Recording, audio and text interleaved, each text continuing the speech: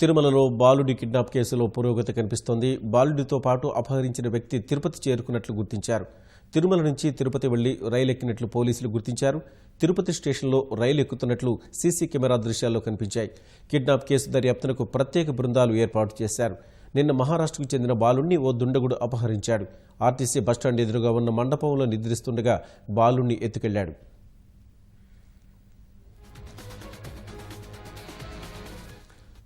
ఇక మరిన్ని వివరాలు మా ప్రతినిధి నారాయణప్పని అడిగి తెలుసుకుందాం. నారాయణప్ప, బాలుడిని అపహరించిన వ్యక్తి ఎటు వెళ్లినట్లు పోలీసులు అనుమానిస్తున్నారు? తిరుపతి చుట్టుపక్కల గాలింపు ముమ్మరం చేశారు. తిరుమలలో బాలుడు అపహరణకు గురై దాదాపు 30 గంటలు గడిచింది. ఇప్పటికే బాలుని ఆచూకీ కోసం పోలీసులు విస్తృత గాలింపు చర్యలు చేపట్టారు. గతంలో కూడా ఇలాంటి సంఘటనలు చోటు చేసుకున్నాయి. ఆ సమయంలో అనుసరించిన విధానాలను ఒకసారి పరిశీలించిన తర్వాత పోలీసు అధికారులు కిడ్నాపర్ కు సంబంధించిన వివరాలను పూర్తి స్థాయిలో గుర్తించేందుకు చర్యలు చేపట్టారు. ప్రధానంగా తిరుమలలో బాలుణ్ణి కిడ్నాప్ చేసిన సమయం నుంచి ఈ రోజు ఉదయం వరకు ఉన్న పరిస్థితులను ఎప్పటికప్పుడు అంచనా చేస్తున్న పోలీసు అధికారులు బాలుని ఆచూకీ వీలైన తొందరగా కనుక్కునేందుకు విస్తృతంగా గాలింపు చర్యలు చేపట్టారు. నిన్న ఉదయం 6:34 నుంచి 7:10 సమయంలో ఈ బాలుడు కిడ్నాప్ గురైనట్టు గుర్తించిన పోలీసులు బాలుడు కిడ్నాప్ గురైన ప్రాంతం అంటే ఆర్టీసీ బస్టాండ్ సమీపంలోని మాదర నిలయం వద్ద ఉన్న ఒక మండపంలో పడుకున్న సమయంలో అక్కడి నుంచి బాలుడిని ఎత్తుకున్న తర్వాత కిడ్నాపర్ సంచరించిన ప్రాంతాలను పూర్తిగా క్షుణ్ణంగా పరిశీలించారు. ఆర్టీసీ బస్టాండ్ వైపు మాదర నిలయం నుంచి రాంబగీచా వైపుగా రింగ్ రోడ్డు వైపు కౌస్తుభం వసతి గృహం వరకు వెళ్లారు.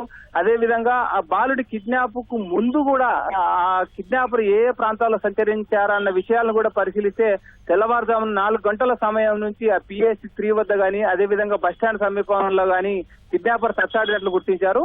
దీంతో ఆ కిడ్నాపర్ కు సంబంధించిన పూర్తి వివరాలను సేకరించేందుకు కూడా ప్రయత్నిస్తున్నారు. ఇప్పటి వరకు అయితే ఆ ఫోటో మాత్రమే లభ్యమైంది. ఆ వ్యక్తి పేరు లభ్యమైతే ఆ పేరు ఆధారంగా ఏ ప్రాంతానికి సంబంధించిన వ్యక్తి అన్నది వివరాలు సేకరించేందుకు వీలవుతుందన్న అభిప్రాయం పోలీసులు వ్యక్తమవుతోంది.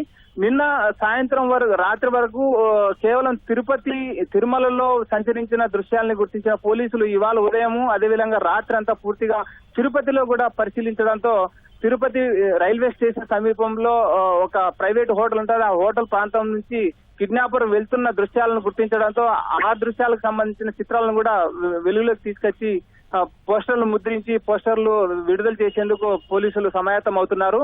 ఆ కిడ్నాపర్ బాలుని అపహరించిన వ్యక్తి ఏ ప్రాంతానికి సంబంధించిన వాడు అన్నది పూర్తిగా తెలిస్తే తప్ప అతనికి సంబంధించిన గాలింపును అటువైపుగా మళ్లించలేమన్న అభిప్రాయం పోలీసు అధికారులు వ్యక్తమవుతుంది.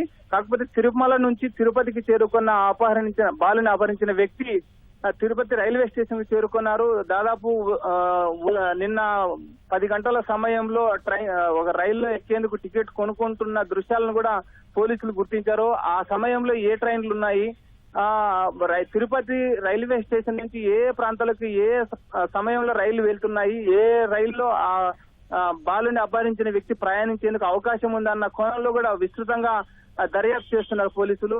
వీలైన తొందరగా బాలుని గుర్తించి తల్లిదండ్రులకు అప్పగించేందుకు అవసరమైన అన్ని చర్యలు చేపట్టామని చెప్పి కొద్దిసేపటి క్రితం మనం ఎస్పీతో మాట్లాడితే అమరాజన్ ప్రకటించారు. కానీ దానికి దర్యాప్తుకు సంబంధించిన వివరాలు వెల్లడించేందుకు మాత్రం పోలీసులు సుముఖంగా లేరు. కిషోర్ బాబు, ధన్యవాదాలు నారాయణప్ప.